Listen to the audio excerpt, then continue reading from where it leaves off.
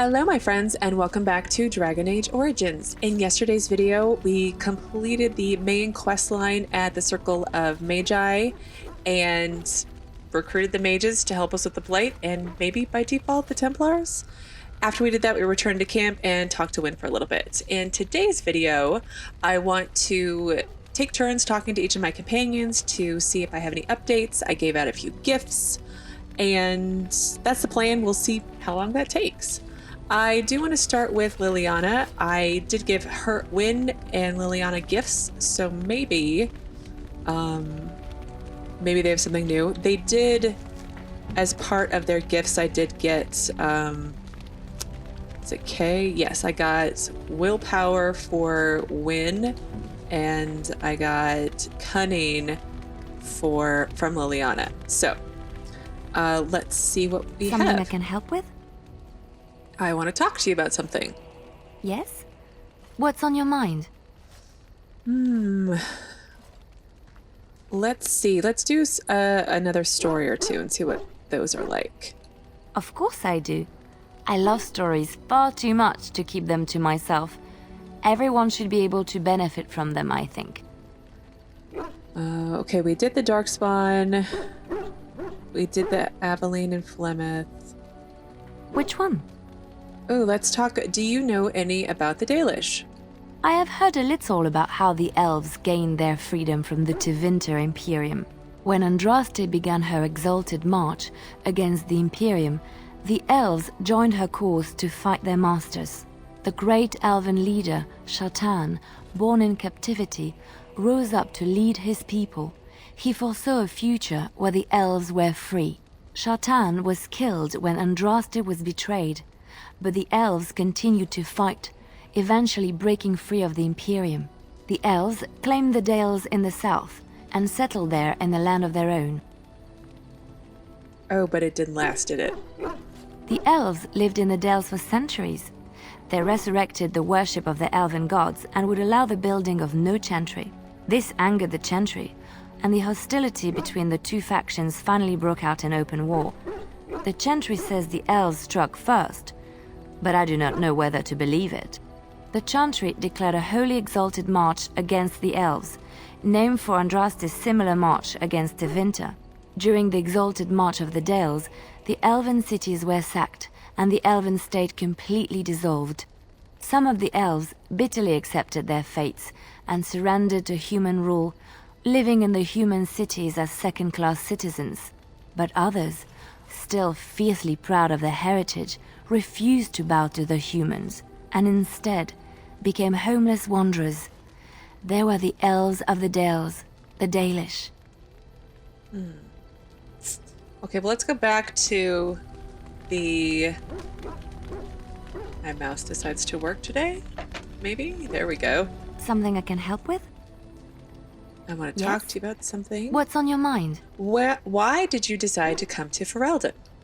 My mother was from Denerim, and I consider myself a Ferelden. Mother served an Orlesian noblewoman who lived here when Orlais ruled. When Orlais was defeated and the common folk began to resent the presence of any Orlesian, the lady returned to Orlais. She took my mother with her. I was born in Orlais and did not set foot in Ferelden till much later. Mother was always telling me stories of her homeland. I think she missed it. What happened? I want to ask all these. What happened to your mother? Mother died when I was very young. Lady Cecily let me stay with her. I had no one else.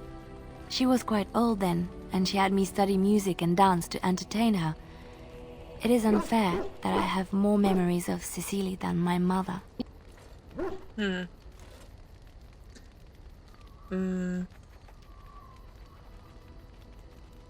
Well, you were young. It's understandable that you wouldn't have many memories of your mother.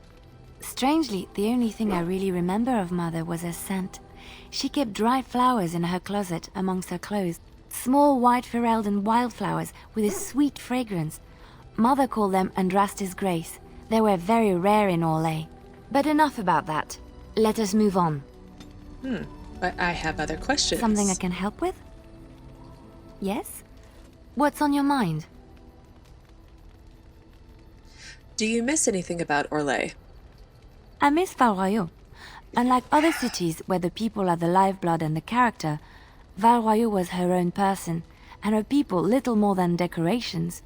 There was always music in Val Royeaux, streaming from the many windows, quiet refrains and triumphant choruses, and always, floating above that all, the chant, coming from the grand cathedral. It was magnificent. I've never been to Orlais before. If you get the chance, you should see it, at least Val Royeaux. Of course, there are good things and bad things about Orlais, like anywhere else. Sometimes I miss it dearly, and sometimes I'm glad I'm rid of it. And you will laugh at this, but I miss the fine things I had in Orlais. What sort of things? Dresses, fine dresses and furs, and shoes, of course. One can't mingle with nobility with bad shoes, you see. Orlais is very fashionable, almost ridiculously so. But the shoes, living with those ridiculous trends was worth it for the shoes. I appreciate what you're saying, Liliana, but I don't know if Edward would. I don't think he's going to say, oh, I love shoes. I just don't think that's in his personality. Let's see. What's so special about these shoes? Well, they're shoes. They're pretty. Some of them anyway. When I left Orlais, the fashion was shoes with delicate tapered heels and embellishments in the front. A ribbon, perhaps, or embroidery. In soft colors, of course. It was spring. Wouldn't that be hard to walk in? I wouldn't want to run in it, or have to enter battle, but for lounging in a lady's sitting room? Perfect. The shoes made in Orlais were exquisite. Not at all like these clunky fur-lined leather boots you have in Ferelden. Ugh, just look at them. Well, at least they keep the cold out. They're sturdy shoes, but sometimes a girl just wants to have pretty feet. Oh, I could talk about shoes all day, but we have things to do, don't we? Yes, we do. That was funny. Oh, I love that little tidbit about Liliana. Something I can help with? Yes? What's on your mind? I have heard that in Orlais minstrels are often spies. Where did you hear this? Someone told me about it a long time ago. And you believe everything you hear? Not all minstrels are spies. Most are just singers and storytellers, but some of them are what we call bards. Okay, so what's the difference between a bard and a spy? Many use the two words minstrel and bard interchangeably, but to do so in Orlais would cause misunderstanding. Bards are minstrels and more. Spies, as you say. Some say there is a bard order, but I don't think this is true. Many bards work alone or in small groups, doing the bidding of a patron who pays for their services. If there is an organization behind it all, no one knows who they are. What sort of services does a bard offer? What do you think? They infiltrate, steal, sometimes assassinate? It depends on the bard. In Orlais, there is much rivalry amongst the highborn. They fight over land, influence, and the favor of the empress. But they cannot do this openly because it is impolite, and in public, they wear smiling faces and pretend to be civil. In secret, they plot and scheme to destroy each other. It is a game completely meaningless to anyone but its players. Well, you were a bard, weren't you? I have revealed too much, it seems, but it doesn't matter what I used to be. It is the past.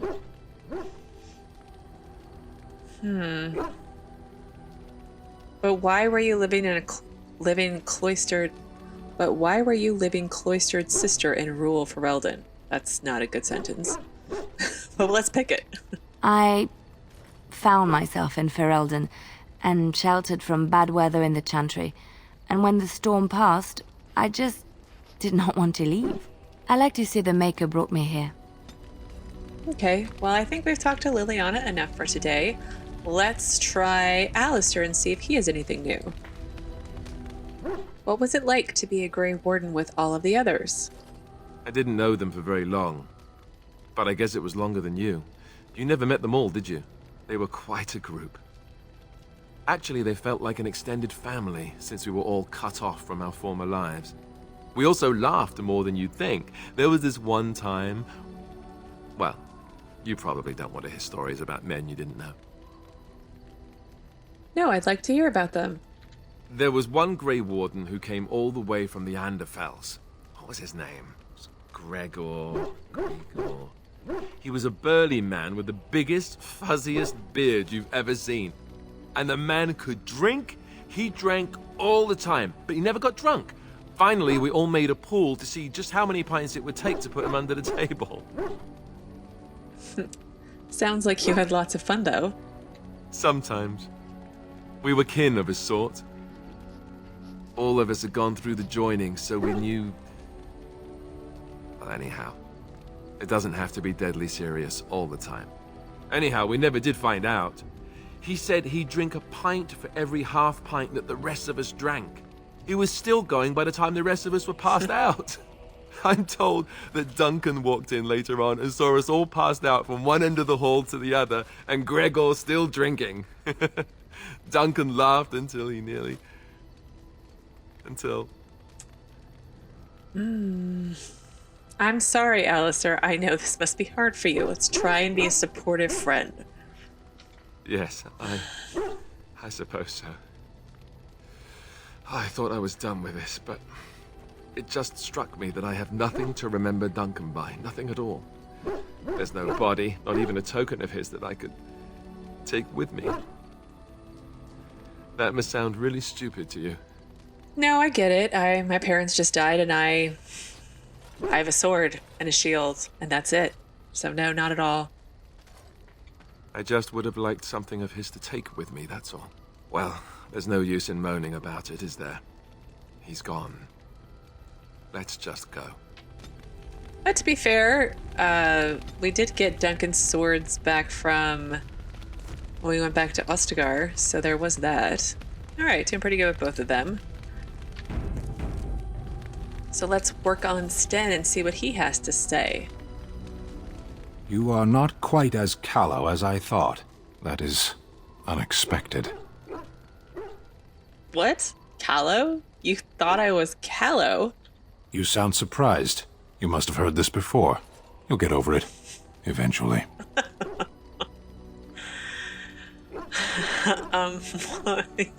Why did I let you out of that cage again? I have wondered that myself.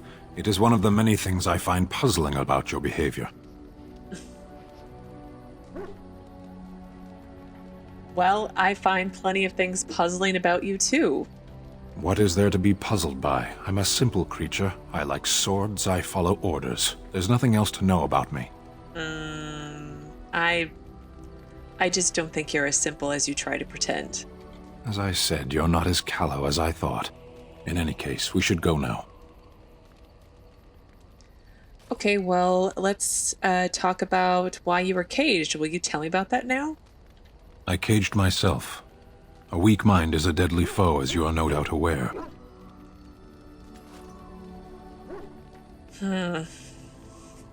Exactly what happened? I told you before that I was sent here. I was not sent alone. I came to your lands with 7 of the Beresad, my brothers, to seek answers about the Blight. We made our way across the Ferelden countryside without incident, seeing nothing of the threat we were sent to observe. Until the night we camped by Lake Calenhad. They came from everywhere. The earth beneath our feet, the air above us. Our own shadows harbored the darkspawn. I saw the last of the creatures cut down, too late. I fell. Yeah, that sounds like what happened to me at Ostagar. I heard the stories of Ostagar. Your kith stood their ground when others fled. No one can do more than that. I don't know how long I lay on the battlefield among the dead, nor do I know how the farmers found me. I only know that when I woke I was no longer among my brothers, and my sword was gone from my hand. Okay, what did you do next then? I searched for it. And when that failed, I asked my rescuers what had become of it. And then? I killed them. With my bare hands. I did. I knew they didn't have the blade. They had no reason to lie to me. I panicked. Unthinking, I struck them down. I don't understand. You panicked over a lost blade? That sword was made for my hand alone. I have carried it from the day I was set into the Beresad. I was to die wielding it for my people. Even if I could cross Ferelden and Tevinter unarmed and alone to bring my report to the Arishok, I would be slain on sight by the Antam. They would know me as soulless, a deserter. No soldier would cast aside his blade while he drew breath. Okay, but couldn't you have searched for it first before killing all those people? If I knew where to look, it would be in my hand now. Okay. So, where did you fight the Darkspawn? It's probably there. I think he said up by Lake Calenhad, right? Near Lake Calenhad. Yeah. Well, then I guess let's go look for it. I mean, yeah? Perhaps those words are empty, but thank you all the same. Wow, 20 approval. Holy crap. Skill acquired. I have moderate strength. That's nice. And I have a new quest, a companion quest. Locate Sten's sword, the sword of the Beresad. Sten revealed to you the reason he went berserk and killed the farmers. He awoke without his sword. The Beresad value their swords highly and do not part with them until death. The thought that his sword might be lost drove Sten into a mindless rage. He told Sten that you would try to track down his sword. I mean, I guess, but plus 20, that's pretty good. Wow, look, we're plus 63. That's pretty amazing. Right now, we're going to talk to our lovely lady, Ms. Morgan. Let's save, in case I muck it up. I have a thought. Okay. What's on your mind? We have an opportunity that I believe we should take advantage of. To the point. My mother was once divested of a particular grimoire by a most annoying Templar hunter. It occurred long before I was born, but even today, Flemeth speaks of the loss with great rage. With the circle of magi in such disarray, it occurs to me that this might be the perfect time to recover the tome from their possession, for surely it eventually ended up in their hands. Okay, what makes you think the mages still have this book? Flemeth is a sorceress of legend, is she not? And her grimoire would be more than a mere curiosity to mages that daren't even glance towards the places my mother has walked for eons. No doubt 'tis considered something dangerous, perhaps best locked away somewhere dark, yes? And if not, then at least I know it does not exist. But there is no harm in looking, surely? No, probably not. However, what do you want this grimoire for exactly? 'Tis a book of spells, of the sort that Flemeth has dabbled with throughout her long life. 'Tis not the sort of thing that would benefit a mage of the standard variety. They were taught a different path. I, however, was taught by my mother. I know a way around the wards my mother would have placed on such a tome. I know the language that she would have written it in. I would find such a tome most useful. Useful in what way, though? Useful in the way that it might increase my power. Useful in the way that I would become more useful to you. Does that not follow? Yes, it follows, but how do I know it's not dangerous? Dangerous? All knowledge is potentially dangerous. If you have some fear of me such that I should not be allowed such knowledge, then by all means deprive me of it. I have no ulterior motive for seeking it, however. No, it's a good thing to look for.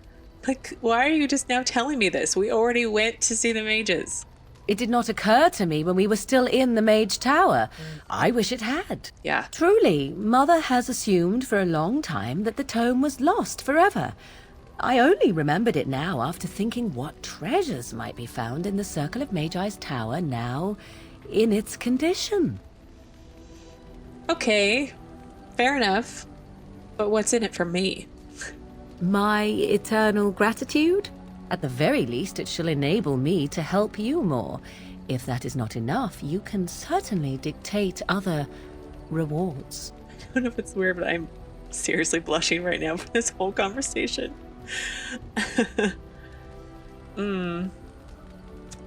Well, very well. If we go back to the tower, I will look for it.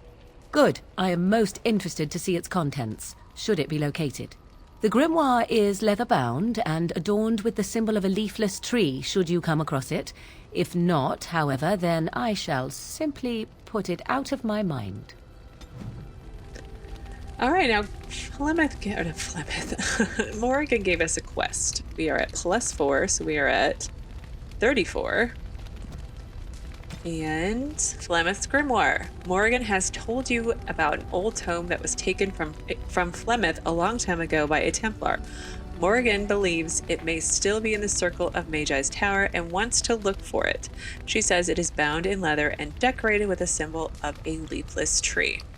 Well, let's try one more time and see if we have anything new to ask. Oh, this is new. So life in the wilds must have been very lonely. At times, perhaps. A world full of people and buildings and things was all very foreign to me. If I wished companionship, I ran with the wolves and flew with the birds. If I spoke, 'twas to the trees. That does sound pretty nice and relaxing. For a time, but one can only remain a child for so long. I recall the first time I crept beyond the edge of the wilds. I did so in animal form, remaining in the shadows and watching these strange townsfolk from afar. I happened upon a noblewoman by her carriage, adorned in sparkling garments the likes of which I had never before seen. I was dazzled. This, to me, seemed what true wealth and beauty must be. I snuck up behind her and stole a hand mirror from the carriage. 'Twas encrusted in gold and crystalline gemstones, and I hugged it to my chest with delight as I sped back to the wilds. Well, what happened then? Flemeth was furious with me. I was a child and had not yet come into my full power, and I had risked discovery for the sake of a pretty bauble. To teach me a lesson, Flemeth took the mirror and smashed it upon the ground. I was heartbroken. That's so mean. Yeah, but you were just a child. And a foolish one. Flemeth was right to break me of my fascination. Beauty and love are fleeting and have no meaning. Survival has meaning. Power has meaning. Without those lessons, I would not be here today, as difficult as they might have been. But it made you stronger, didn't it? They did indeed. To return to your original question, perhaps my time in the wilds was indeed lonely, but such was how it had to be. I find myself at times wondering what might have become of the girl with the beautiful golden mirror, but such fantasies have no place amidst reality. Oh, I really like Morgan. I don't know what it is. I just really like her. Here we are at +43. And let's try one more time. So, full of questions, are you? Did I do this one already? Tell me, are you really Flemeth's daughter? I assume you were actually asking whether Flemeth herself gave birth to me. Truly, I do not know. I once asked Flemeth that very question, and she merely laughed at me. 'Tis not inconceivable that she could capture a chastened man, or perhaps change to a more attractive form to attract him willingly. I find it more difficult to imagine her with child.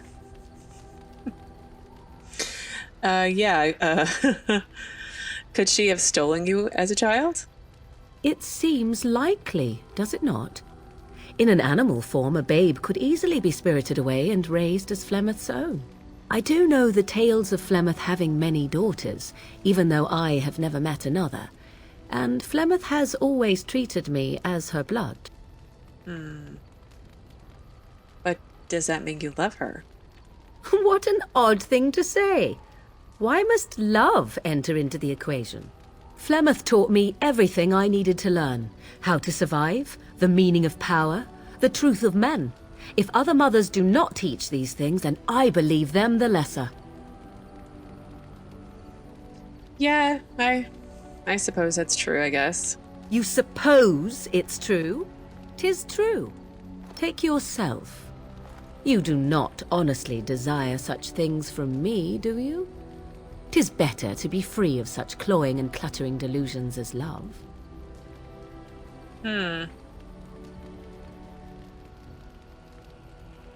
I think Morrigan would want me to say you're right, love is so unnecessary, but she doesn't seem to be open to it. But what if I did want love from you, Morrigan? Then more the fool you, I think. Oh. I tire of this discussion. Let us move on, shall we? Well, she's still interested. Phew, dodge that bullet. Okay. I'm going to go check in with our lovely dog over here, Mr. Alfred. Are we not gonna move? No, we're gonna keep stopping, I guess. Okay. Your dog is filthy. I can smell him 50 yards off. I'm sure you're exaggerating. That may be so, but all the same, I would like your permission to bathe him. Bathe? Can't you just wave your staff at him and make him clean? No, that's not what magic is used for. Just make him sleep over on the other side of the camp, with Alistair. With any luck, that will keep all the stench confined to one small area. Apparently Alistair is a stinky boy. Alright, I'm gonna check in with Wynn one more time, just to see where we're at, too, for her. What's on your mind? Are you feeling better now, Wynn? Oh, yes, and thank you for asking. I'm feeling much better today. Okay, please let me know if there's anything I can do. Well, thank you for your kindness, my dear. It certainly warms these rickety old bones. I was just thinking about being a Grey Warden. Is something troubling you? Probably. There's probably lots of things troubling me. Yeah, everyone just expects so much from me. I mean, he's not like he's 12, but he's not 50. So, yeah. No one said it would be easy. You are one of the 2 surviving Grey Wardens in Ferelden. You defend all of us, and much rests on your shoulders. It may not mean much to you, but thank you for having the courage to continue to fight. Well, I don't give up easily. And that gives me hope. Have you heard much about the Grey Wardens of old? Only what I've heard in the old tales. It was said that watching the Wardens ride in on their white griffins was enough to rouse a weary heart and put the dance back in the step of an old man. The Grey Wardens were powerful, feared and respected, but they also inspired the common people. I remember a tale that was told to me many years ago. Does this story have griffins in it? Oh, go on. Tell me your story, Wynn. The Blight had ravaged the land for months, and the armies of the great kings had amassed for one last stand. As the sun burst through the clouds that boiled and churned in the dark sky above, it illuminated a vast, seething horde of darkspawn, with the archdemon at its head. And it was then, when courage seemed to fail, and all lost to death and despair, that the Grey Wardens came. They arrived with the beating of wings like mighty war drums, and stood before the armies of men.